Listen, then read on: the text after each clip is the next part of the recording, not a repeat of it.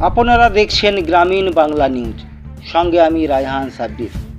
আজকের ভিডিওতে আপনাদের সামনে বলবো পশ্চিমবাংলার প্রথম পঞ্চায়েত নির্বাচনের ঘটনা এবং তার ফলাফল বিষয়ে। পশ্চিমবাংলার প্রথম পঞ্চায়েত নির্বাচন অনুষ্ঠিত হয় 1978 সালের 4 জুন। 3টি স্তরে সর্বমোট 55,925 জন প্রতিনিধি গ্রামের মানুষের রায়ে নির্বাচিত হন। এত ব্যাপক প্রতিনিধিত্বের ভিত্তিতে প্রশাসনিক ব্যবস্থা আমাদের দেশে এই প্রথম।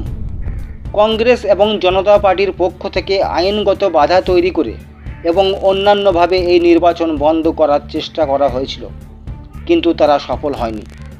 নির্বাচনে বামফ্রন্টের স্লোগান ছিল বাস্তু ঘুঘুর বাসা ভাঙো।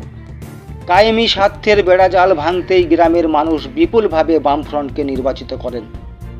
বামফ্রন্টের দলগুলির প্রার্থীরা 3টি স্তরে 38,922টি আসনে জয়লাভ করেছিলেন। কংগ্রেসের 2টি গোষ্ঠী মিলিতভাবে প্রায় মাত্র 6,870টি আসন জেতে। নির্দল প্রার্থীরা 10,812টি আসনে জয়লাভ করেন। পঞ্চায়েত নির্বাচনের পরেই মুখ্যমন্ত্রীকে চেয়ারম্যান করে একটি সরকারি সাব কমিটি গঠন করা হয়, নবগঠিত পঞ্চায়েতগুলিকে আর্থিক ও প্রশাসনিক দিক থেকে সচল করার উদ্দেশ্যে। গ্রামে গ্রামে পঞ্চায়েত সদস্যের নেতৃত্বে কর্মযজ্ঞ শুরু হয়। গ্রামের উন্নয়নে গণ উদ্যোগ সৃষ্টি হয়। 1978 সালের বিধ্বংসী বন্যায় পশ্চিমবঙ্গের বহু জেলা যখন জলমগ্ন, জমির ফসল জলের নিচে, গ্রামের মানুষ আর্ত অসহায়, সেই সময় নবগঠিত পঞ্চায়েতগুলি অতীতের অভিজ্ঞতা না থাকা সত্ত্বেও প্রশংসনীয়ভাবে ত্রাণ উদ্ধার ও পুনর্বাসনের কাজ করে।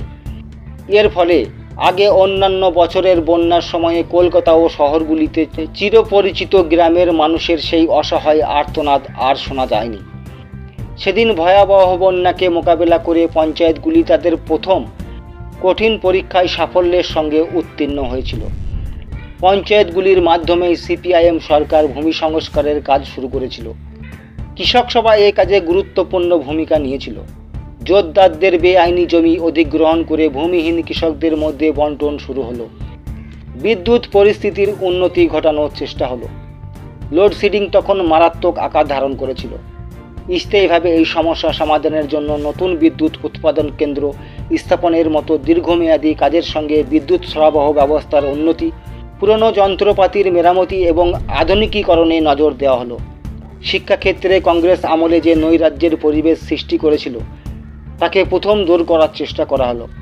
নিয়মিত পরীক্ষা গ্রহণ ও ফল প্রকাশ, নিয়মিত ক্লাস, শিক্ষা পরিচালন ব্যবস্থার গণতন্ত্রীকরণের কাজ শুরু হলো। শিক্ষকদের বেতন কাঠামোও পরিবর্তন করা হলো।